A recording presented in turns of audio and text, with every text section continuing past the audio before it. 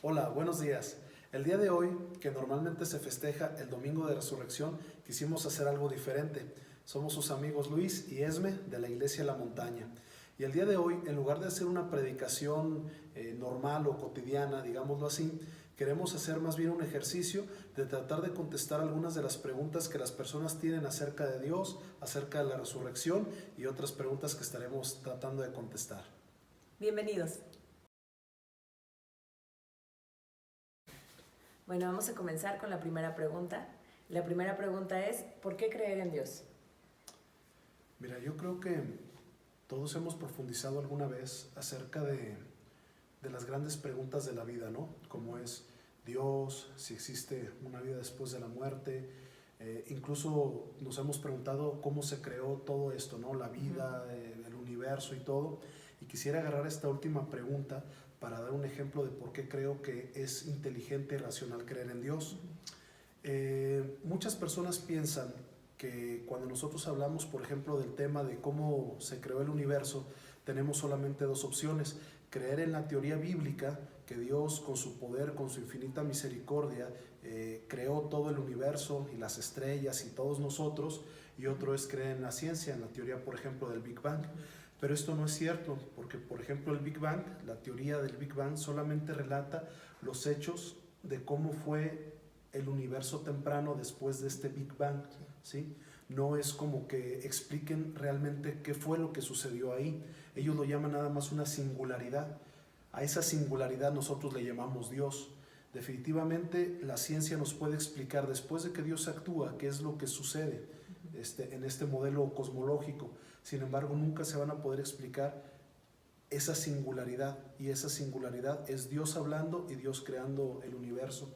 Entonces, definitivamente los científicos no tienen la respuesta, la Biblia tiene la respuesta. Por eso creo que es más inteligente creer en la teoría bíblica, que sí nos da una respuesta, que un ser que está dentro de un plano dimensional más arriba, que no está limitado por tiempo, espacio, gravedad, puede crear un espacio donde esté limitado el tiempo, la materia, y donde nosotros somos creados, un ser superior creándonos a nosotros. Creo que esa es una forma inteligente de pensar acerca de la creación del universo. Y si tú puedes creer que hay un Dios superior, un arquitecto que diseñó todo lo perfecto que es el universo, puedes darte cuenta que existe un Dios. Y por eso creo que es importante hacer la apuesta inteligente de creer en Dios. Sí, porque aparte imagínate las personas que no creen en Dios, por ejemplo, una persona que no cree en Dios y el día de mañana llega a partir y despertar después de haber muerto, ¿no? Despertar, abrir los ojos y encontrarse con que Dios existe, ¿no? Sí, definitivamente es un hecho que todos vamos a morir algún día, ¿no? O sea, todas las personas que están viendo este video, todos vamos a morir. Y ya sea que pienses o que no pienses en este hecho, pues es algo que va a suceder. Fíjate que hace tiempo estuve platicando con una persona, un muy buen amigo, me invitó a cenar y nos acompañó su primo. Su primo es apostador en Las Vegas, profesional, y él me estaba explicando una forma de poder siempre ganar en la ruleta, apostando siempre un mismo número, a un color, perdón, y doblando la apuesta cada vez que perdías, y matemáticamente funcionaba. O sea, parecía que podías superar el sistema de Las Vegas, ¿no? Y yo, como un gesto de agradecerle la información, no que fuera a apostar a Las Vegas, pero pues la información era matemáticamente correcta, yo le explicaba que en la vida siempre hacemos una apuesta, y es una apuesta importante, y es, creo yo, la apuesta más grande que podemos nosotros hacer. Una persona, cuando viene aquí a la tierra, puede elegir creer o no creer en Dios, y esa es una apuesta importante, porque imaginemos que una persona no cree en Dios, y en el escenario 1 Dios no existe, fuimos creados por una singularidad al azar, hay multiversos, lo que tú quieras creer, ¿no? Pero esta persona muere sin creer en Dios, y realmente en este primer escenario Dios no existe. Pues bueno, ya fallece, ahí termina todo. Nadie le va a poder aplaudir que estaba en lo correcto. Ajá, no va a haber nadie que lo reconozca, simplemente ahí se acaba todo, ¿no? Dejó de existir, ¿no? Dejó de existir. Pero una persona que es creyente, que sigue los preceptos de la Biblia, y en este escenario que no existiera Dios, va a llevar una vida feliz, una vida llena de esperanza, una vida pensando que el día de mañana va a ver a sus seres queridos, va a seguir los preceptos de la Biblia, como en mi caso encontré una esposa maravillosa que mágicamente la encontró. Pueden llevar, por ejemplo, un matrimonio bajo las enseñanzas bíblicas y ser felices y tener buenos amigos como nosotros los tenemos, guiados siempre por un precepto espiritual. Y va a pasar una vida llena de coincidencias que ya no le vamos a llamar milagros porque en este escenario Dios no existe, y va a morir lleno de esperanza y ahí se acabó todo. Este es el primer escenario de que Dios no existe. Pero en el escenario donde Dios sí existe, este mismo hombre cristiano que creyó en Dios no solamente va a tener aquí una vida buena, abundante, llena de bendiciones, llena de milagros, llena de personas y una comunidad que le importa, que los ama, sino que aparte cuando muera va a despertar, no sabemos cómo, pero va a estar delante de Dios rendiendo cuentas y siendo premiado por las buenas obras y por una vida que llevó espiritualmente activa. Pero este hombre que no creyó, en el escenario donde sí existe Dios y está delante del Dios que nunca creyó, creo que esa persona está en problemas y creo que hizo una apuesta muy arriesgada, y siempre la persona que decide no creer en Dios es una apuesta siempre a perder. Y la persona que confía y que vive una vida creyendo en Dios siempre va a ser una apuesta positiva hacia la victoria. No hay forma de perder cuando le apuestas a Dios. Muy bien, muchas gracias. Bueno, la segunda pregunta que normalmente nos han hecho es: ¿por qué deberíamos seguir los mandamientos que dice la Biblia? Bueno, mira, hay una respuesta para mí muy clara de por qué debemos seguir los mandamientos de la Biblia. Los mandamientos de la Biblia, lo que la Biblia dice es como el manual del fabricante. Es el manual que te dejó el que te fabricó, el que te hizo. Es como una carta, bueno, como un libro, un compendio de cartas de un padre amoroso hacia un hijo, para que ese hijo pueda llevar y tener una buena vida. Por ejemplo, la Biblia nos dice en Proverbios, los que se dedican a las ganancias mal habidas, los que les gusta obtener ganancias mal habidas, terminan mal, terminan perdiendo su vida por estas ganancias.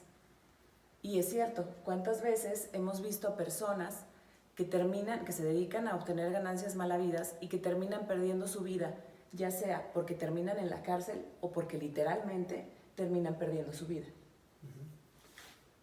Sí, bueno, a mí algo que definitivamente, por lo que yo decidí seguir siempre los mandamientos de la Biblia, es porque funciona.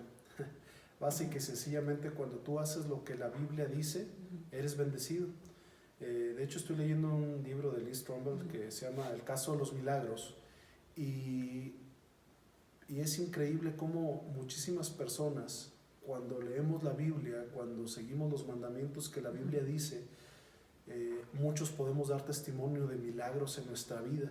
Entonces yo respondería a eso, que uno debería de seguir los mandamientos que dice la Biblia porque funciona, porque te lleva a una vida de calidad, a una vida abundante, y yo creo que esa sería mi respuesta. A una vida buena. A una vida buena. Okay. Bueno, ahora vamos con nuestra tercera pregunta. La tercera pregunta es: ¿por qué creer en la resurrección? Mira, definitivamente, si tú crees en un Dios y lo empiezas a conocer, te vas a dar cuenta que no solamente existe, creó el universo, y aparte tú siguiendo los mandamientos de la Biblia, tu vida va a ser bendecida, sino tú te vas a dar cuenta poco a poco cómo ese Dios creador, inteligente, aparte es un Dios amoroso. Y yo creo que no se puede concebir el hecho de Dios y tú en una vida sin que haya esa relación de amor. Y dentro de esa relación de amor, de hecho, Pablo, el apóstol Pablo, en su carta a los Corintios, dice que si nosotros pensamos que todo lo que hagamos espiritualmente nos sirve solamente para esta vida, somos los más dignos de conmiseración y de lástima, porque no estamos pensando en lo que es la vida eterna. Definitivamente, el tener una relación con Dios implica que vamos a tener una vida después de esta vida. Cuando pasemos, dice la Biblia que hay una sola muerte y hay dos vidas, la vida carnal y la vida espiritual, que es la resurrección. Yo sé que es un tema difícil, sobre todo para las personas que son nuevas en la fe o que nunca han tenido una experiencia espiritual, pero dice la Biblia que la fe es como un granito de mostaza muy pequeñito, que la Biblia te anima a que tú vayas haciendo pequeñas obras de fe para que te des cuenta que Dios te responde y poco a poco tú puedas ir viendo cómo todo lo que dice la Biblia es cierto. En mi caso, que ya tengo más de 17 años de ser cristiano y de vivir una vida tratando de agradar a Dios, me he podido dar cuenta cómo en pequeños detalles, en pequeños milagros que he visto, Dios existe y Dios me ama y está preocupado por mí. Entonces ya el tema de la resurrección ya es un tema que está confirmado en mí, no porque haya muerto y haya visto algo, sino porque puedo ver cómo todas las promesas de la Biblia se han hecho reales en mi vida. Entonces, si de 100 situaciones que me han pasado, 100 se han cumplido, ¿por qué la 101 tendría que ser diferente? Entonces, insisto, creer en Dios es creer que hay una vida después de la muerte, y esa es la esperanza que tenemos nosotros, ¿no? La esperanza de una resurrección. Aparte dice la Biblia que Dios puso en el corazón de cada uno de nosotros eternidad. Si tú eres sincero, te puedes dar cuenta cómo en alguna ocasión, no importa si eres cristiano, si eres ateo, si eres lo que eres, si eres muy sincero contigo mismo, mucho en tu corazón anhela eternidad. Dice la Biblia en Eclesiastés que Dios puso en el corazón del hombre eternidad. Entonces podemos tener también esa certidumbre si buscamos dentro de nosotros que la vida no puede terminar aquí, debe haber algo más. Algo más.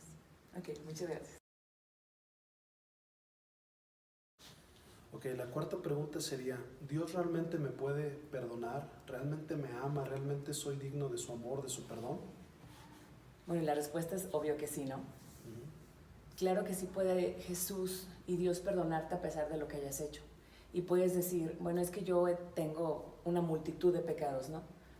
Pero Dios puede perdonar esa multitud de pecados, porque precisamente a eso vino Jesús. O sea, precisamente para eso envió Dios a su Hijo a la tierra. Antiguamente el pueblo judío ofrecía para cubrir sus pecados un cordero, lo ofrecía. Y Jesús vino a ser ese cordero. Jesús vino a tomar el lugar de ese cordero para llevar sobre sí todo el pecado de la humanidad y que nosotros seamos salvos por él, para perdonar nuestros pecados y que la humanidad pueda llegar un día a estar en el cielo con él. Para eso vino precisamente Jesús, para borrar todos nuestros pecados y para llevarlos sobre sí. Entonces, la respuesta es sí. No importa qué tan grave haya sido tu pecado, siempre y cuando te arrepientas de corazón, y dice la Biblia que no vuelvas a hacerlo más, claro que sí, Dios va a perdonar tus pecados. Sí, incluso, como tú decías, ¿no? En la antigüedad había un lugar de reunión que era el tabernáculo, y cuando Jesús muere por nuestros pecados, dice que el velo fue rasgado. Entonces ya el lugar donde estaba el propiciatorio, donde podías entrar a la presencia de Dios, es rasgado. Esto significa que ya cualquier persona puede entrar, puede acercarse, ¿no? Y vivimos en el tiempo de la gracia, ¿no? Yo te preguntaría, ¿tú qué crees que una persona necesita para recibir ese perdón? ¿Cuáles serían los pasos o qué tendrían que hacer? Pues sí, el primer paso sería arrepentirse, arrepentirse de lo que ha hecho. El segundo paso sería reconocer que Jesús es su Salvador y aceptarlo en su corazón. Creo que esos serían los pasos que tendría que cambiar, seguir. ¿no? También, y cambiar, sí, obviamente al momento de decir no voy a volver a pecar más, pues hay un cambio, debe de haber un cambio en ti. Sí. Y a lo mejor entender que no es por tus buenas obras, ¿no? Es como, yo siempre digo que es como una paradoja, ¿no? Que marca Santiago. Dice Santiago que la fe sin buenas obras es una fe muerta, pero las obras sin fe, sin el creer que hay un Dios, son obras muertas. Pues entonces sí, tiene que haber como esa dualidad entre yo me porto bien porque confío en Dios, y porque confío en Dios, por eso me porto bien o trato de seguir las enseñanzas, ¿no? Y dice también la Biblia que no por obras para que nadie se gloríe, sino por la gracia de Dios somos todos salvos, somos aceptos, somos amados. Entonces, como tú decías, dice la Biblia que nuestro pecado, no importa cuál sea, y si tenemos la oportunidad hay que redimirlo, lo que nosotros hicimos mal, pero definitivamente no importa el pecado que haya sido, Dios nos lo perdona y Dios nos pone tan lejos ese pecado como está el oriente del poniente. Y somos perdonados, somos nuevas criaturas. Y yo creo que es el mensaje importante en este día de que recordamos la resurrección de Jesucristo, que hubo un sacrificio único, eterno, muy costoso, que fue la sangre preciosa del Señor Jesucristo, para que tú puedas tener una vida bonita, puedas tener una vida preciosa, que lo entendamos que alguien ya pagó el precio porque tú tengas una mejor calidad de vida. Solamente, como dijo mi amada y hermosa esposa, tienes que seguir esos pasos y cambiar tu vida y confiar en el Señor, que todas las cosas pasan porque Dios lo permite y que tú te permitas ser cambiado y transformado por el amor de Dios. Así es. Bueno, pues esto es todo por el día de hoy. Muchas gracias y les amamos, iglesia. Nos vemos hasta la próxima.